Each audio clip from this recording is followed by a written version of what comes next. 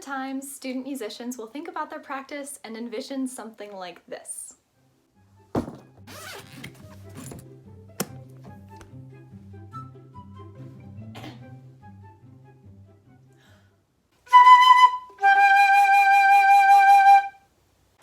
Oh my gosh, I just practiced for 6 hours and everything sounded exactly the way I wanted it to. I was focused like the whole time. I didn't take any breaks and like, I'm not even tired, so. And then they go to practice and it ends up being more like this.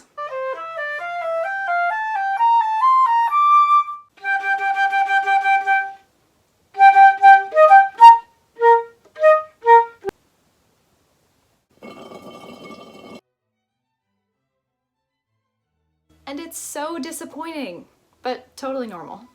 I've been there too. My name is Eloise, I'm a flute tutor with the Do-Re-Mi project, and today I'm going to be sharing with you 6 tips that have made my practice more fun, efficient, and a lot more successful. Quickly, if you're new here, the Do-Re-Mi project is an incredible organization that offers free online music lessons for kids starting in kindergarten all the way up through 8th grade. If you're interested, you can check us out on our website at www.doremiproject.org. Even though I'm a flute player, these practice tips can be applied to any instrument at any stage in our musical journey, and let's get started.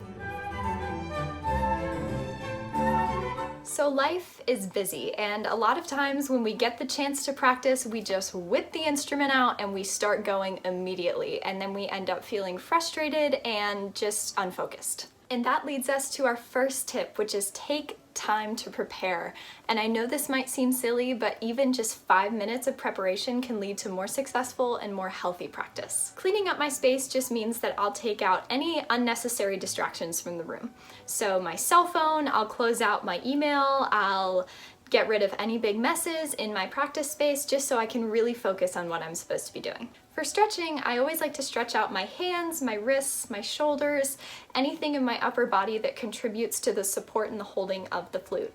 And I find that this really helps me just be more relaxed overall throughout my practice, as well as preventing injuries long term. And lastly, I check my instrument, which just means I'll give my flute a once-over, make sure all of the screws are in, everything's in good working condition, nothing's sticking, so that I don't have to stop in the middle of my practice to solve issues that could have been taken care of beforehand.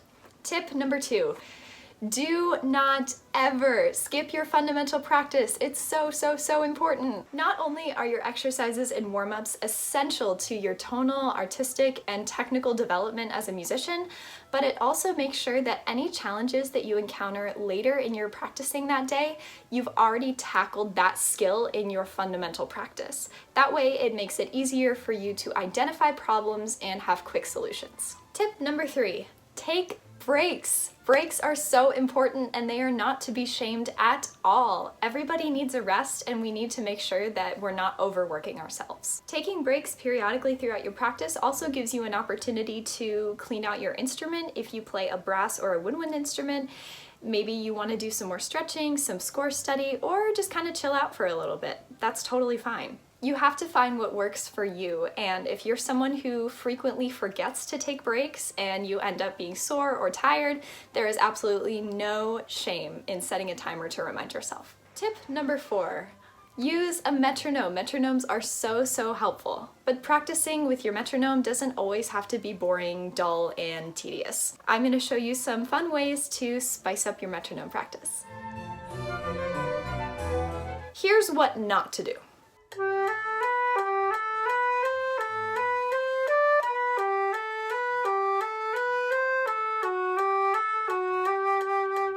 While this is nice and can be comfortable when you're learning notes of a new piece, it does absolutely nothing to build your sense of internal rhythm. And that's really what we want to do with a metronome, so that when we take that metronome away for a performance, we still have even rhythm and accurate tempos.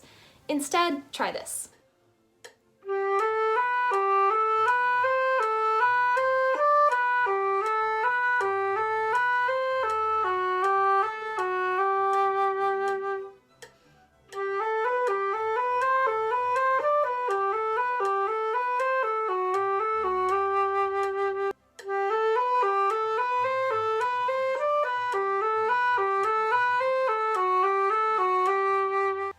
are just a few ways that you can use a metronome in a way that's more fun, at least in my opinion, and it will also help you build great rhythm. I had a teacher once call these metronome games, and you can make up as many of them as you want.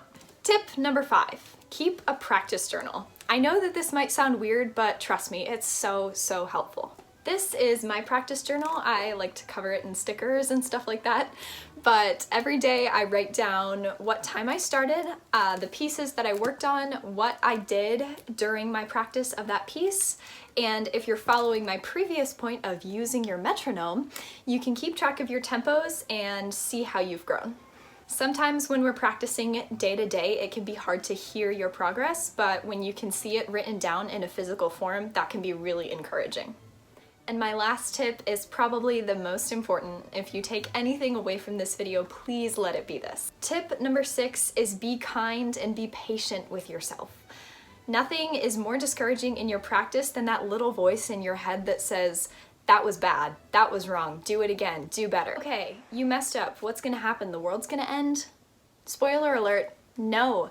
Messing up is totally okay, and what's more important is that you're able to recognize what you did wrong and identify goals and steps that you can take to make sure that it doesn't happen again. I know it doesn't feel great to mess up, but it's totally normal. So give yourself grace and be patient, because if we could all play everything perfectly, there would be no need for lessons. Thank you guys so much for watching. Don't forget to like this video and subscribe to our channel down below.